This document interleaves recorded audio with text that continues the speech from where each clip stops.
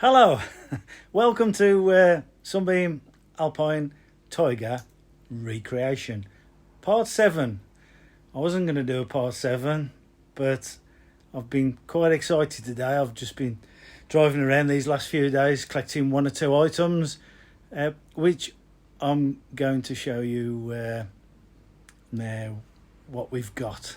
It's happy times. Just trying to get everything, so as when I come back then off my holiday, I can get stuck in and then keep going at it. But I'm sure there'll be other things I'll need to run off and get. It's very challenging, but come and have a look at these goodies.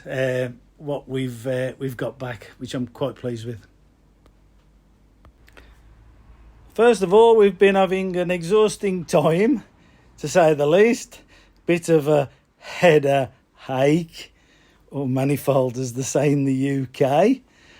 Right, so that's the sort out. There's one good one in there, believe it or not. There's another one on order from the good old USA, which is their driver's side, our passenger side, which is a very good one, which I can't wait for that to come. That's going to be arriving in 3 or 4 days' time. These, I'm going to get these all blasted off and see if we can make a good pair out of those. So I shall be probably selling the set later on, but I'm leaving that there for now.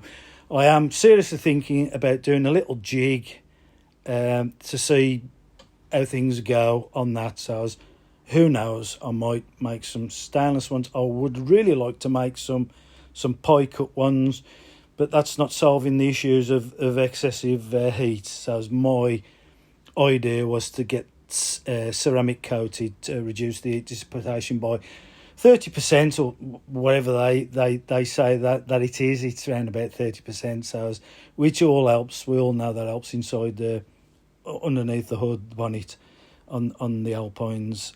Right then, so as powder coaters again, we've had the bonnets done. I've gone for silver, and look at that. Now that's nice. Now I tried it, I blasted it, I even wet blasted it, and I still couldn't get it looking anywhere near as it should from new. There was a lot of black oil what over the years had gone into the corners, and I just couldn't get it out. So I went for powder coating, which, and I think you'll agree with me, well, obviously I've got to clean this off for the gaskets, but they've made a very nice job. I've just got to get a valve for that, which I'm sorting out. Right, now another interesting factor is we've gone for the dual braking system. I had a hunch.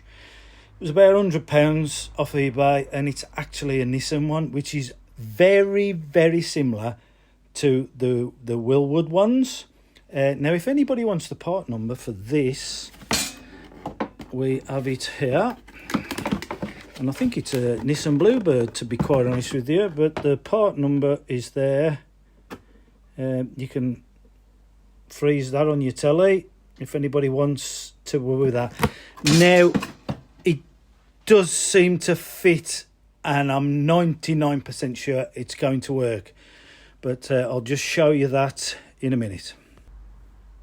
Right then, I've temporarily put the brace bar in, and this is my bearing mount, which I'm in the process of sorting out, trying to find out where we're going with that and how to fix it. So as I'm still scratching my head over that, but as you can see, if I hold this up now, I've had the bolts in there, but we've got plenty of clearance, believe it or not. There's 25mm clearance between that pot, the back pot. So providing that these braces, which I think they are original, you shouldn't have any problem fitting it, to be honest with you.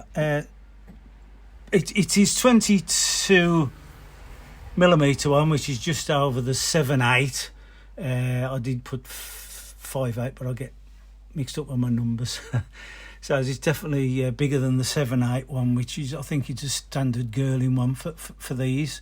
So it's slightly increased in bore diameter. So it could be run without a servo, but I am going to experiment with that, and I'm going to bring the front on the servo and leave the rear as it is, and I should get something like 75, 25, 80, 30. I'm not sure, but it's worth a try. So as I shall pipe the front up onto the servo to see how that goes. So as, we've been pulling all the cables away, the fuses and everything. I'm sorting this out shortly, but it's very slow at the moment, as you can see. Another thing I want to do as well is I'm not happy with the way the guy has put this bulkhead in. So as I'm going to cut that all the way down there, and we're going to bring it in under this line here.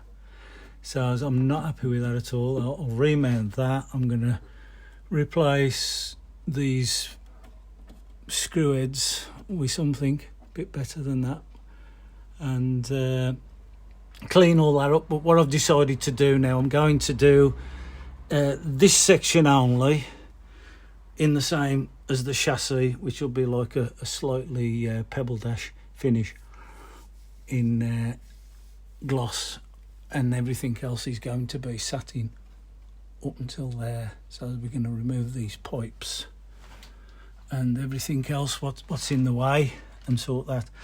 So let's see where we go and see what happens over the next few days. Oh, sorry, I forgot the best bit. Yes, we've been and fetched a crate engine in the crate engine. We've got this from Real Steel, blueprinted engine at 330 horsepower. So that should be a bit lively in the old Sunbeam. So I've got all the gaskets, I've got oil, I've got the damper, I've got the timing cover, MSD distributor. Actually, it is down here in a pile of mess because I'm not organised, because I've just dumped everything in the other day. Nice trip to London. So as we've got the gaskets, we've got the pulley dampener, which is a Pioneer. Also got a dipstick. Now also the engine, what was out of this, the 289, did not have a dipstick.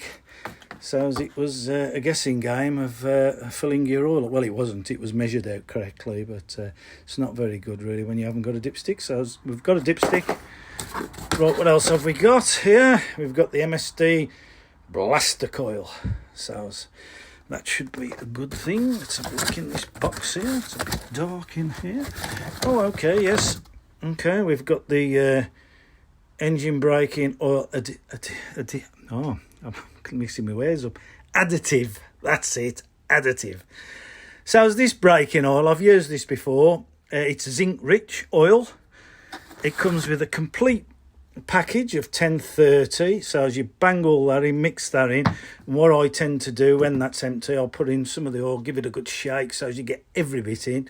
Now, in the past, I've built a few TVR engines using this braking oil because one is on first engine build on the V8, this modern technology. I was using some synthetic oil, which wasn't very good. And then I was wondering what I was using on, but I managed to claw it back, drain the oil and put some old-fashioned 2050 in. And then that engine then was not using oil, basically. It was good. You need a braking oil. Highly recommended on any new engine build. Right, what else have we got? So we've got the damper. Can't get that out with one-handed. I need a cameraman, really. It's not very good. Right, okay, we've got the old Sparky pack. It's not that big, it's just in a big box. So that's going to be interesting where I'm going to shove that. And I know what you're thinking, but we don't do rude gestures on here.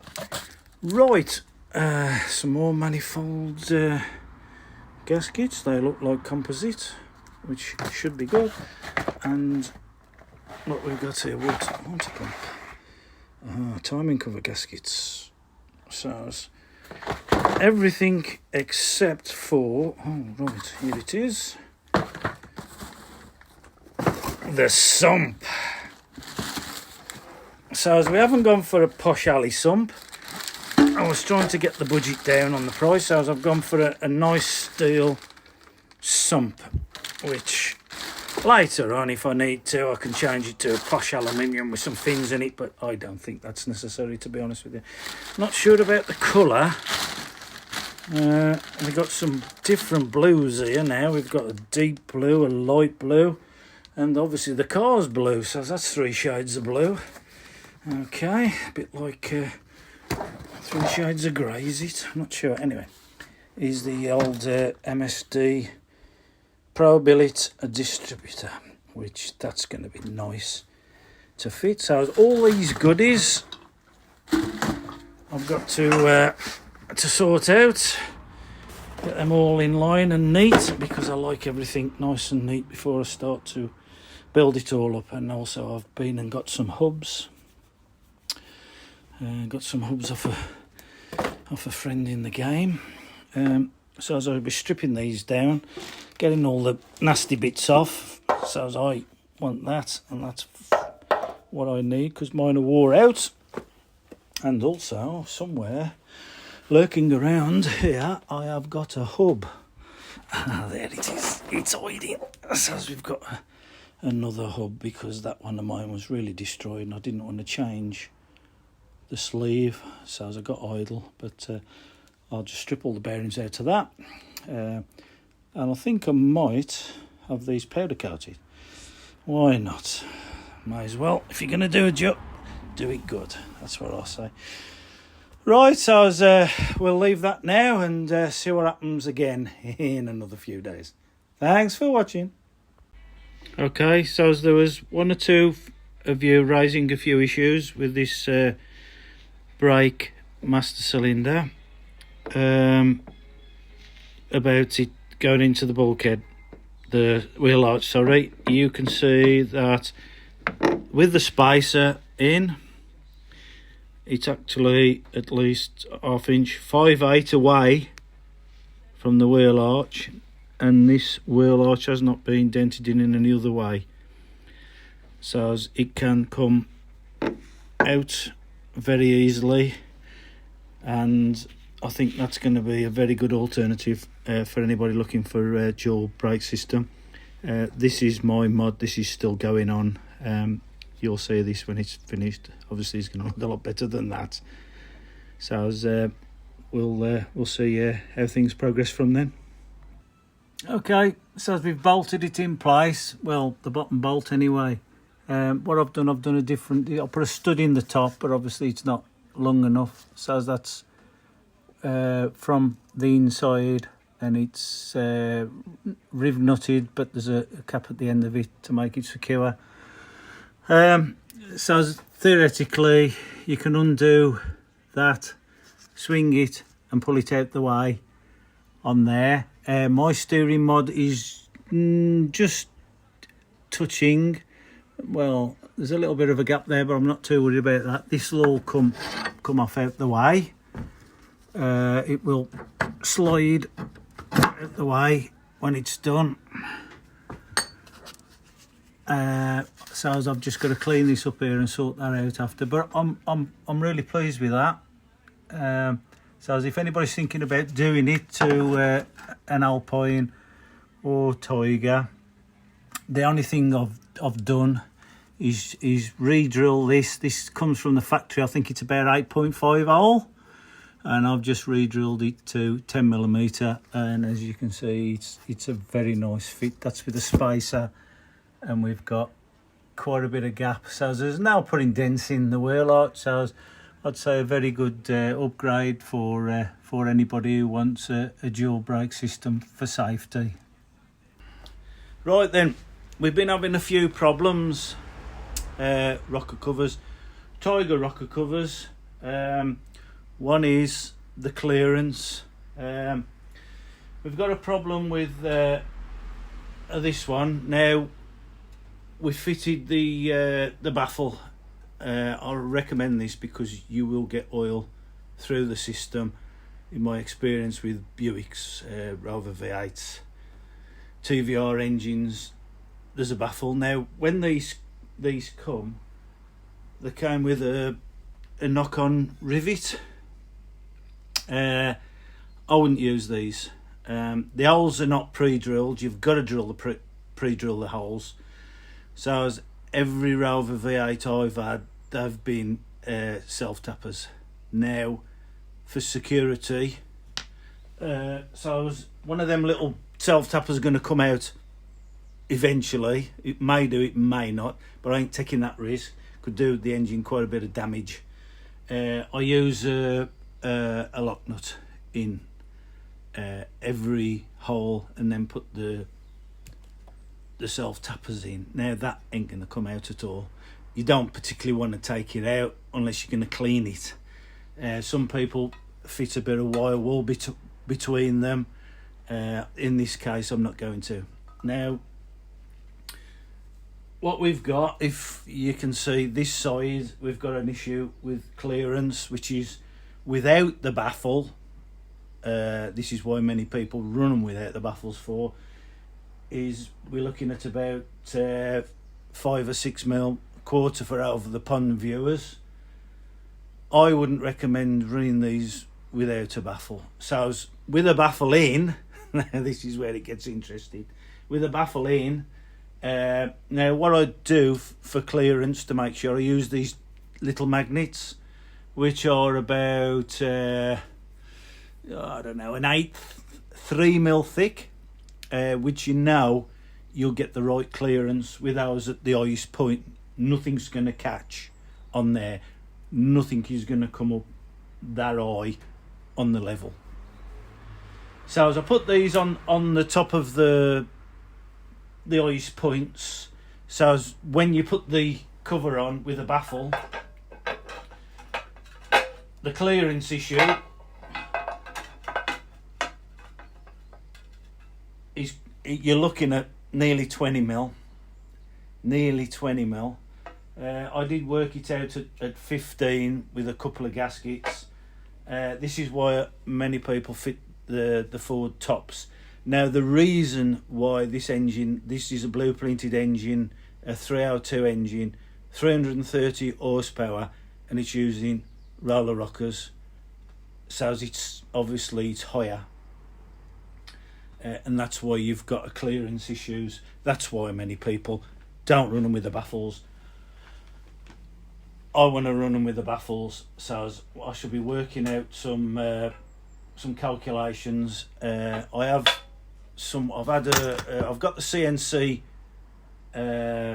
drawing for this, and I've had a steel template cut, which what I'm going to do with this, I'm going to tap this so as I can put the aluminium onto it, and then we can surface grind both sides of the aluminium, so as the magnet will hold it down. Obviously aluminium's not magnetic, so as you can't hold it on the machine, so as we'll use this as probably for holding them down, for doing them.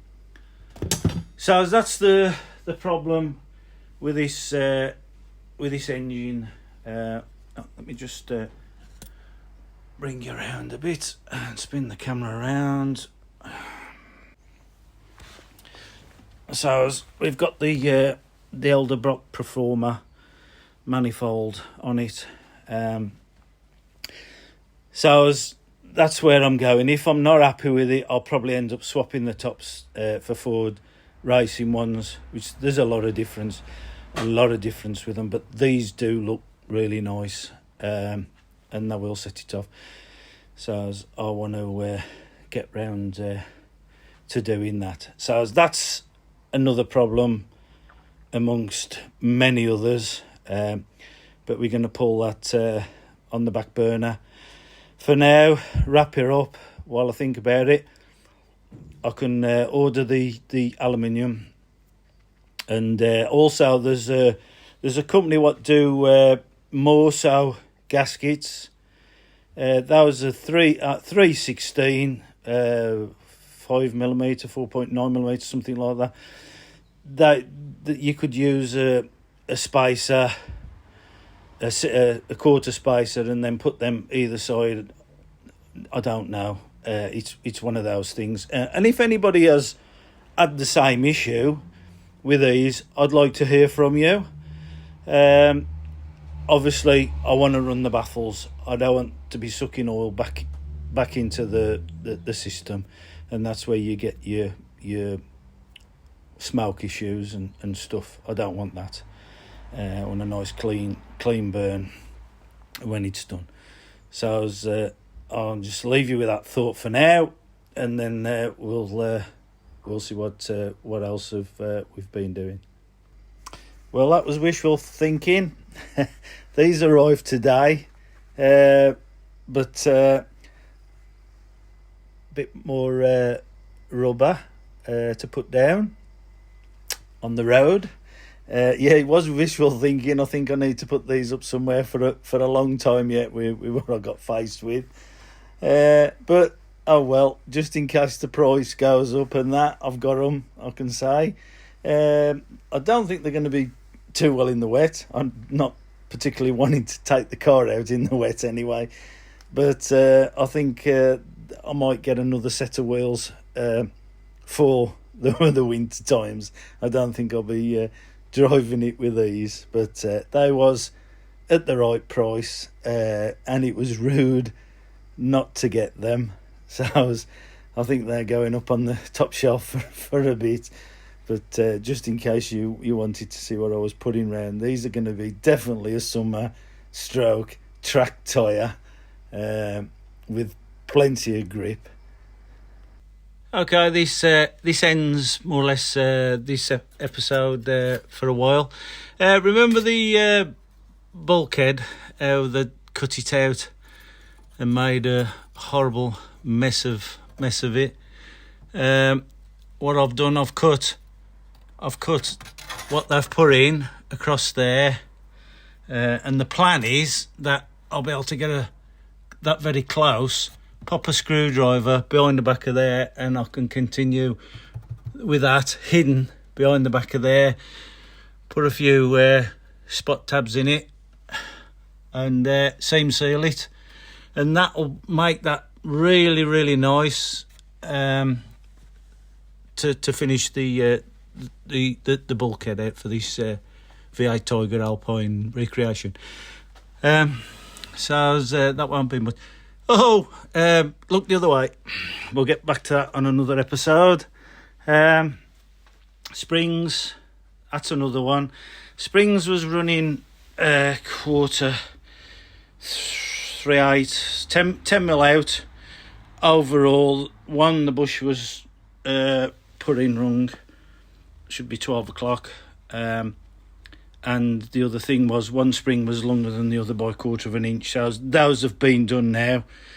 Cost me £140, which I think is very reasonable. Bushes was fine. There was polybushed anyway, and those was replaced sometime. There's nothing wrong with them at all. So them can go on the top shelf. Right, what else have we got to sort? Let's have a look round here. And keep your eyes off that. That's something else, another episode. Hubs. Now, I'll show you this now. I managed to get some hubs. That's a very good guy down south, which these are fine. However, everything ends with a problem. Not a problem for me. We had one snap off. So I'll have these blasted and possibly powder coated, but I shall be just welding a tab on that to get that out, and then I'll clean all the threads up, obviously remove this lower pull joint, and then I've still got my steering thing to sort out. So all in all, this will end episode 7. It'll be a while now, probably Christmas Day, probably, knowing me, in the garage. and there'll be a lot more to do. So we're going to go quiet for a few months and get stuck into some of these parts. Mainly, I want the front sorted out. My radiator, I'm still waiting for my radiator. I've asked the radiator company, scratching their head over it, so as I've made a dummy template how I want it bringing forwards. So as we've got a few more cores onto the cooling system. That was an issue with this car, being the steering rack higher. So as they shortened the radiator, so it was a problem, but we're going to overcome that. And also with the deflectors in, and I've got all sorts of ideas going on in my head. But them other things what you just saw, we'll get around that another day. That's another thing bubbling around there, but I need to rest my brain now for a few months. But thank you for watching. Please subscribe. It doesn't cost a penny. However, when my next video comes, I know there's a few other unrelated videos on my Sunbeam Tiger Alpine Recreation, my YouTube channel basically, but some you may find interesting, some you may find boring. But I'm sure everybody who's into Alpines, Tigers, they'll be very interesting to see what I'm about to do. And the bonus side is the Tremec T5 gearbox is a Z1, so the ratios are quite good on that, and like fifth gear is like an overdrive. And I've had some good reports on that, but that is still another thing we're getting round to because of the bell housing being the Mustang. Anyway, I think you know about it. Was in a few earlier episodes. Anyway, thank you for watching, and see you again on Series 8. Bye.